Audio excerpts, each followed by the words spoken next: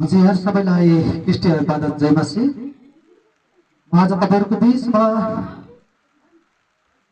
श्रीमान श्रीमतीको बारेमा एक लेख मैले लेखेको छु र त्यसलाई वास्तविक घटनाको रूपमा लिनुहोस् वास्तविक घटक भनेर भन्दछ र वास्तविक श्रीमान र श्रीमती कस्तो हुनुपर्दछ र निश्चित त्यो ढङ्गा काठले बनेको घरलाई वास्तविक रूप दिनको निम्ति दुईवटा श्रीमान र श्रीमतीको महत्त्वपूर्ण भूमिका रहन्छ।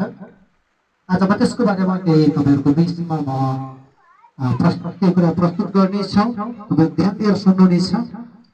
एउटा अवास्तविक घरलाई वास्तविक रूप दिनको लागि घरको इज्जत मान प्रतिष्ठा र शान दिनको लागि दुई परिवारको निकै महत्त्वपूर्ण भूमिका रहेको हुन्छ। उदाहरणको लागि हामी हेर्न सक्छौं इतिहासमा आदम र हव्वाको जीवन श्रीमती हव्वाको गलत निर्णयले सम्पूर्ण मानव स्त्री पापमा फस्यो। किनकि परमेश्वरले पवित्र धर्मशास्त्र बाइबलमा आज्ञा गर्नुभएको जुन कुरा नमान्दा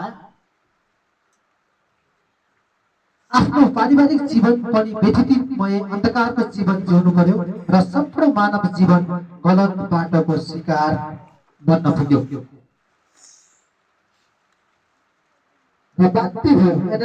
हामी पवित्र धर्मशास्त्र बाइबलको पुस्तक हामी 2 अध्यायको 4 देखि 3 पद र 1 अध्यायको 19 पदमा हेर्यौं भने त्यहाँनिर पाउँछौं कि जुन फल आदमले नखानु भनेको थियो त्यो फल आदम हव्वाले ती कुराहरू सर्पको कुराहरू मानेर नखानु भनेको फल आफूले खाइन् र आफ्नो पतिलाई पनि दिँदा त्यहाँनिर दुई श्रीमान श्रीमती बीचको सम्बन्धलाई पनि त्यो नमनल पार्यो र उनीहरूको वास्तविक साँचो कुरालाई भुल भइकन त्यहाँनिर व्यक्तिमय अन्धकारको एउटा भ्रमरीमा उनीहरू फस्न पुगे।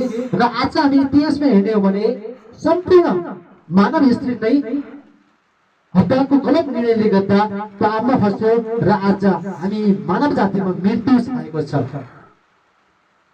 त्यो गलत निर्णयले गर्दा त्यो फल जुन फल नखानु पर्ने थियो त्यो फल खान पुग्यो।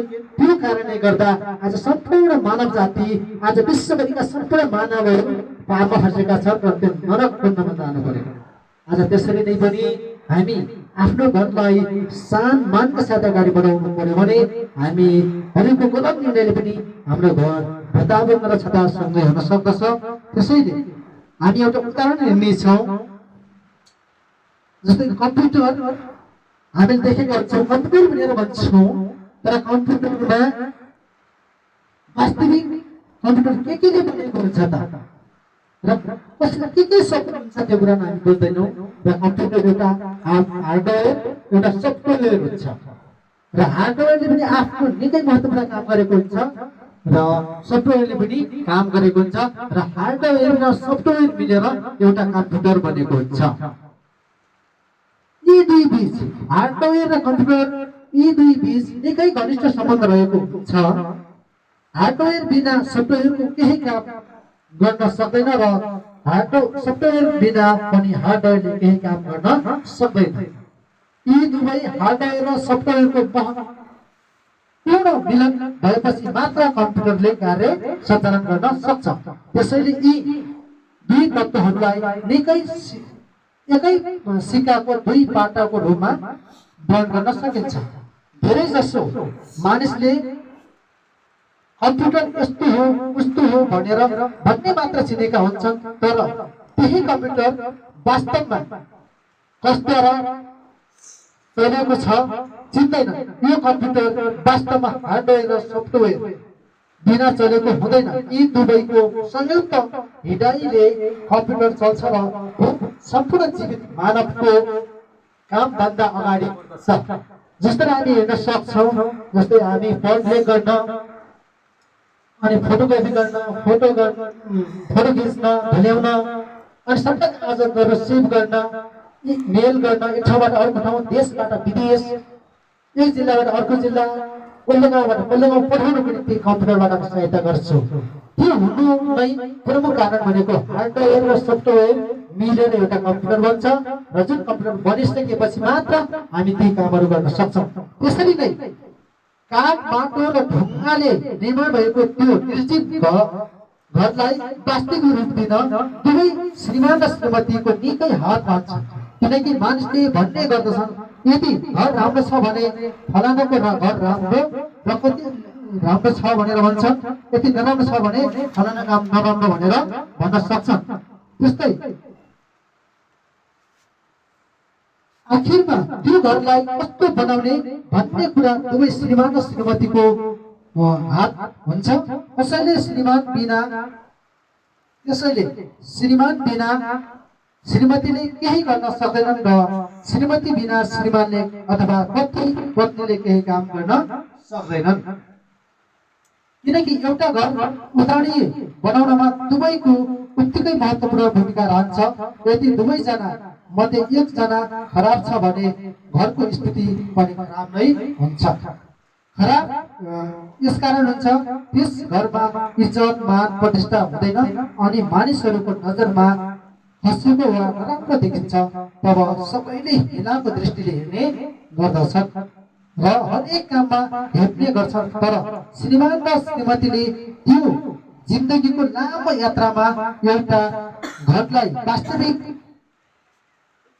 बलियो पार्न एकले अर्कालाई साथ सपोर्ट दिँदै हिँड्छन् भने अवश्य त्यो घर बलियो र इज्जतवान घर बनेको हुन्छ र सबै मानिसले त्यो घरलाई उदाहरण बनाएर आफू जिउने आशा अनि त्यस्तै बन्ने सपना देख्न थाल्दछन्। आज हामीले हेरेका छौँ यहाँनिर एउटा निर्जीव घरलाई एउटा बलियो बनाउनको लागि त्यो घरको सान मान प्रतिष्ठा देखाउनको लागि श्रीमान र श्रीमतीको महत्त्वपूर्ण भूमिका रहन्छ। हामीले कुरा बुझ्दैन। कति बेला श्रीमतीको मिस्टेकले पुरै घर ध्वस्त भएको हुन्छ र कति बेला श्रीमानको मिस्टेकले पनि पुरै घर ध्वस्त हुन सक्छ। र श्रीमान र श्रीमती भनेका एउटै गाडीको दुईवटा पङ्खा भने जस्तै हो। हामीले बुझौँ कि श्रीमान र श्रीमती मिलेर हामीले एक आपसमा काम गर्छौँ, सल्लाह गर्छौँ, योजना बनाउँछौँ, त्यही अनुसारको हामीले अगाडि बढ्छौँ भने मात्र हाम्रो घर बन्दछ। हाम्रो सन्तान आउने भावी सन्तानले पनि केही स्थान पाउनेछन् र त्यो भएका समाजले पनि हाम्रो जिन्दगीलाई हेरेर अनि आफ्नो जीवनलाई निर्वाह गर्न सक्छौँ र उदाहरण बनाएर आफ्नो घर परिवारलाई पनि सन्तान दिने काम गर्दछन्। त्यसैले श्रीमान श्रीमतीको निकै महत्त्वपूर्ण कार्य हुन्छ भन्ने कुरामा प्रमाण यसै गर्न सक्छौँ कि एउटा घर धेरै माथि उचाल्नको निम्ति श्रीमान र श्रीमतीको दुवैको हात रहन्छ। त्यो घरलाई पनि व्यस्त बनाउने काम श्रीमती र श्रीमतीको हात रहन्छ। त्यसैले प्लिज तपाईँले आफ्नो घरलाई यदि अगाडि बढाउनु छ, समाजमा पहिचान गराउनु छ, धेरै मानिसहरूलाई चिनाउनु छ भने श्रीमान र श्रीमती एक हुनुहोस् र एउटै तरिकामा चल्नुहोस् र योजनाबद्ध तरिकामा अगाडि बढ्नुभयो भने मात्र आफ्नो घरलाई अगाडि बढाउनु हुनेछ र तपाईँहरूका सन्तान पनि बलियो हुनेछन् र तपाईँहरूका आफन्तले तपाईँहरूमा आशा र भरोसा राख्नुहुनेछ र तपाईँ एउटा आशाको केन्द्र हुनुहुनेछ भन्दै म आजको यस वचन अथवा श्रीमान श्रीमतीले बुझ्नुपर्ने कुराहरूलाई म यहीँ राख्दै फेरि पनि तपाईँहरूलाई म यस्तै भेटियोहरू यस्तै कुराहरू फेरि म ल्याएर आउनेको छु भन्दै आजको यस छोटो भिडियो गरेर वचन गरेर म बिताउन चाहन्छु। हस् सबैलाई जय मसी, नमस्कार, धन्यवाद।